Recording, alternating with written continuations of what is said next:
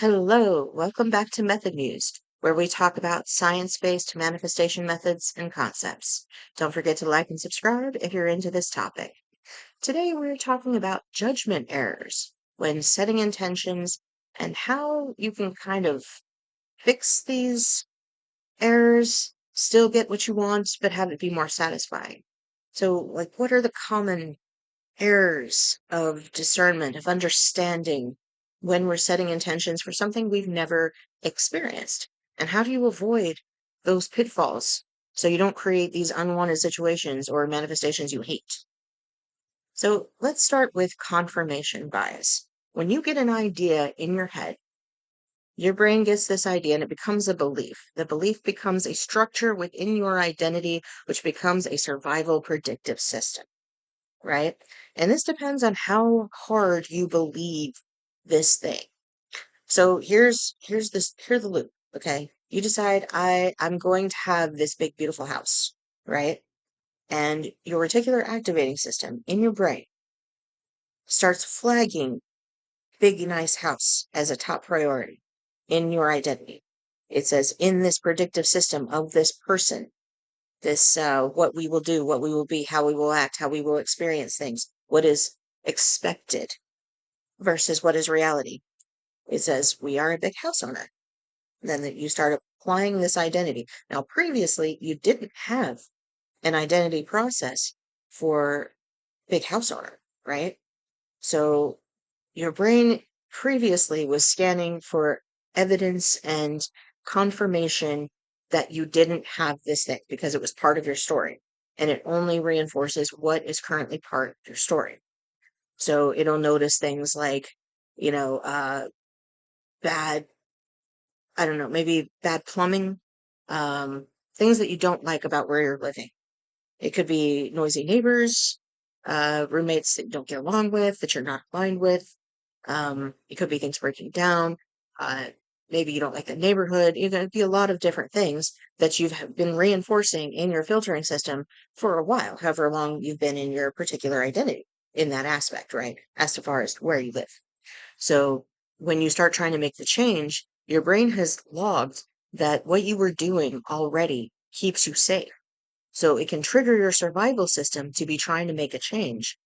And you basically need to get yourself in a sense of shifting your perspective. You want to shift all your perspectives to the idea that this new reality is the normal and that it is the safe and that it is the regular. And you need to do this by repetition. Now, the cool thing about shifting your perspective is your brain doesn't know the difference between reality and fantasy. A very vivid, visceral, emotional fantasy, like a dream or a lucid dream of something, the brain really kind of logs this as a real experience. It's inside your skull. It doesn't know you're not having real experiences. It only has the sensations that you get. And if something triggers a physical emotional sensation, well, that's reality to the brain. And we never see objective reality anyway. We only see basically the story that our brain has constructed of linear time. Time isn't linear, it's a big ball of twine. It's just physics. It's like all these different points that are still there or moving towards, right? But while we're here in this concentrated 3D, we need a script to understand to make things make sense. So our brain makes everything make sense through our character, through our identity. And it wants to be able to predict what you will do next, what you'll say next, what your interactions with other people will be like. And all of these things are patterns. They're loops of information of going through these game signals. And most of the time, for most people, it doesn't change a whole lot unless you're going through some sort of life transition, like buying a big new house or graduating from school or getting a new job, things that require a heavy identity upgrade. So what happens is when you set these intentions and your filters, go through it, you could go through the ideal loop. This is the best thing that can happen. If you're already pretty aligned with big house, maybe you lived in a big house before where you were now, and you're like, this is actually my normal and I'm going back to it, right? This can help. Uh, you could just end up with a perspective like when the distance is far away, right? When your mind perceives the distance is far, it can be like, look, all these signs, it's working. Or if it's skeptical, it might be like, this is impossible and nothing's changing. Or if you're overwhelmed, you could be like this is too far away. I don't even know where to start. I don't even know how to start being here, right? So this is the beginning, the far distance. Now, when you get closer to your manifestation, ideally, you could be like, oh, yeah, this is just normal, practical, logical. This is obviously what's meant to happen, right? But a lot of the time you could get like this sort of lower trust. Oh, this is just, something terrible about to happen and I'm never going to get this thing, you know. Or then you get to it and ideally it's like, yeah, this is the new normal. This is what was always meant to be. This is, what was just makes perfect sense in my story. Now, you can still get what you want in the skeptical phase, but it might come out with, ugh, I just got lucky and I probably can't maintain this. Do you see where there's an issue in the predictive identity system? It's going to try to go back to the old one eventually, right? Or you're just not going to feel good about it. Like maybe you spent all this effort on it, right?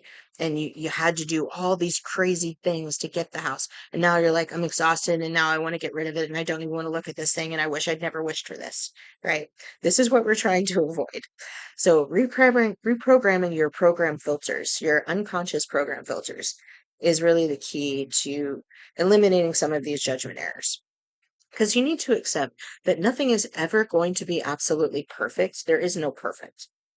There's always going to be some sort of conflict because your brain is always looking for conflict. It's looking for problems to solve. We don't exist in a mental utopia. It's not possible. We exist in cycles.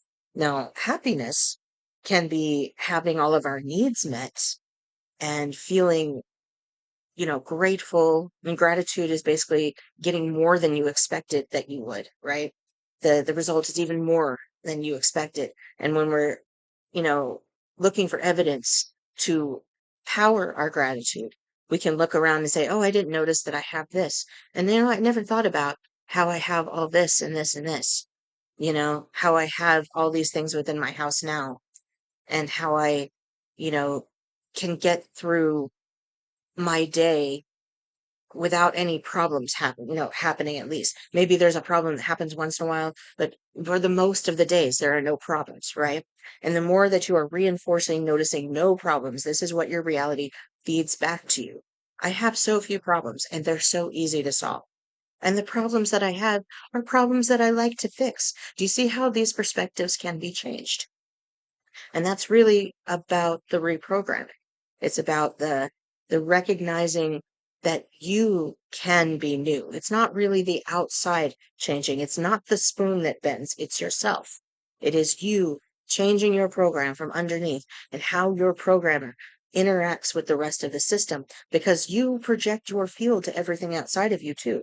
It picks up on your frequency. It picks up on your moods, your micro expressions, this happens with other people, but also with, other fields within the environment, within the quantum field. So how you are being to yourself internally is what colors your external experience. How you are thinking, how you're allowing these emergent thoughts to stay or to either rewrite themselves or to be, you're not a good thought for me. Don't bring me thoughts like this anymore. I tell my brain all the time, I don't like this thought and it's not useful to me. So let's clear out any other kind of thoughts like that and don't bring me thoughts like that anymore. Send me this kind of thought instead. Right. So I hope this has helped you to understand a little bit more about recognizing judgment or perspective errors when you're setting intentions and how to recognize when you're not approaching the new story point from a place of abundance, from a place of receiving and acceptance and neutral joy, because you don't want to be too overexcited about something that's going to be normal for you all the time. Yeah, it'll be really exciting when you first get it, but then it's just going to be part of your everyday normal. And that's what you want it to be. You want it to be a good thing that's part of your everyday normal, not something that you would freak out about every single day, right? Thank you for listening. Please like, subscribe, and sign up for the Method News newsletter in the description below.